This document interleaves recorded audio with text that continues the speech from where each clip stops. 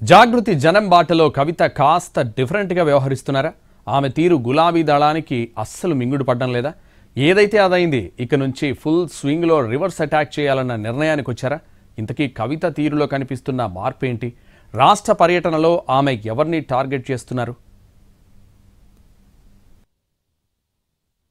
జాగృతి జనం బాట పేరుతో జిల్లాల్లో పర్యటిస్తున్నారు ఎమ్మెల్సీ కవిత. ఇప్పటికీ 7 జిల్లాల టూర్ పూర్తయింది. అయితే తన పర్యటనల్లో ఆమె చేస్తున్న కామెంట్స్ దుమారం రేపుతున్నాయి. ఒక్కో జిల్లాకు వెళ్లినప్పుడు కొందరు నాయకుల్ని టార్గెట్ చేస్తున్నారు కవిత. సరే, రాజకీయాల్లో అది సర్వసాధారణం అనుకున్నా ప్రత్యేకించి బీఆర్ఎస్ నాయకుల్ని లక్ష్యంగా చేసుకునే స్టేట్మెంట్స్ ఇవ్వడం చర్చనీయాంశమవుతోంది. అందులోనూ మాజీ మంత్రులను ఓ రేంజ్లో కడిగి పారేస్తుండడం పొలిటికల్ హాట్ టాపిక్ గా మారుతోంది. మామూలుగా అయితే అధికారంలో ఉన్నవాళ్లే టార్గెట్ గా ఆరోపణలు, విమర్శలు చేస్తుంటారు విపక్ష నేతలు. కానీ కవిత మాత్రం ఏ జిల్లాకు వెళితే ఆ జిల్లాలో బీఆర్ఎస్ హయాంలో మంత్రులుగా చేసిన వాళ్లని లక్ష్యంగా చేసుకోవడాన్ని ప్రత్యేకంగానే చూడాలంటున్నారు పొలిటికల్ పరిశీలకులు. నిజామాబాద్ జిల్లాకు వెళ్లినప్పుడు అక్కడ మాజీ మంత్రి ప్రశాంత్ రెడ్డిని, మెదక్ జిల్లా టూర్లో హరీష్ రావును, నల్గొండ జిల్లా పర్యటనలో జగదీష్ రెడ్డిని, రంగారెడ్డిలో సబితా ఇంద్రారెడ్డిని టార్గెట్ గా విమర్శించారామె. ఇక తాజాగా వనపర్తి జిల్లాలో మాజీ మంత్రి నిరంజన్ రెడ్డి మీద గురి పెట్టారామ. ఈ వైఖరి గురించే ఇప్పుడు ఇటు రాజకీయ వర్గాల్లో అటు బీఆర్ఎస్ సర్కిల్స్ లో గట్టిగా చర్చ జరుగుతోంది.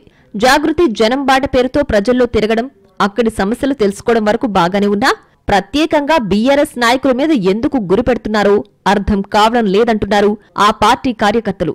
తాము ప్రతిపక్షంలోకొచ్చి 2 ఏళ్లైంది, అయినా సరే తమని టార్గెట్ చేసి మాట్లాడాల్సిన అవసరం ఏముందని అంటున్నారు.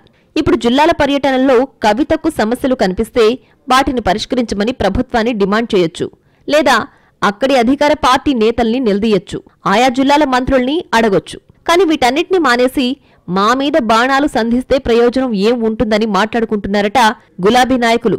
మొన్నటి వరకు తాను కూడా అదే పార్టీలో కీలకంగా ఉన్నానన్న సంగతిని కవిత మర్చిపోతే ఎలాగన్నది వాళ్ల క్వశ్చన్. ఏ జిల్లాకు వెళితే ఆ జిల్లాలో ఉన్న మాజీ మంత్రులు తనతో కలిసి పనిచేసిన వాళ్లపై తీవ్ర విమర్శలు చేయడం ఏంటని అడుగుతున్నారు. మాజీ మంత్రులు అంటే గతంలో కవిత తండ్రి కేసీఆర్తో పాటు ఆయన క్యాబినెట్లో ఉన్నవాళ్లే కదా.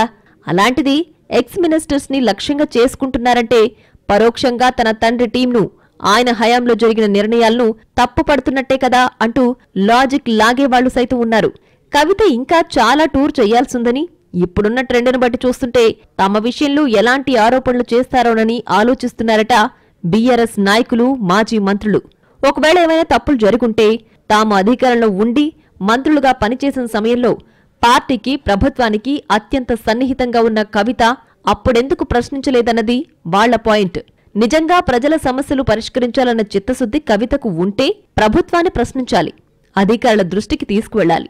కానీ ఆ పనులు చేయకుండా ఇలా ప్రతిపక్షంలో ఉన్న తమను విమర్శించడమంటే రాజకీయ లబ్ధి కోసం కాక ఇంక దేనికోసమన్నది గులాబీ నాయకుల ప్రశ్న. ఇన్నాళ్లు ఆమెను కేసీఆర్ కూతురిగా చూసి పట్టించుకోలేదని ఇకపై మాటకు మాట సమాధానం చెబుతామంటున్నారు బీఆర్ఎస్ నేతలు. అధికార పార్టీని వదిలేసి ప్రతిపక్షంలో ఉన్న వాళ్ళని పాయింటౌట్ చేస్తున్నారంటే ఆమె పరోక్షంగా ప్రభుత్వానికి, కాంగ్రెస్ పార్టీకి లబ్ధి చేకూరుస్తున్నారా అంటూ ప్రశ్నిస్తున్నారు కొందరి గులాబీ లీడర్స్.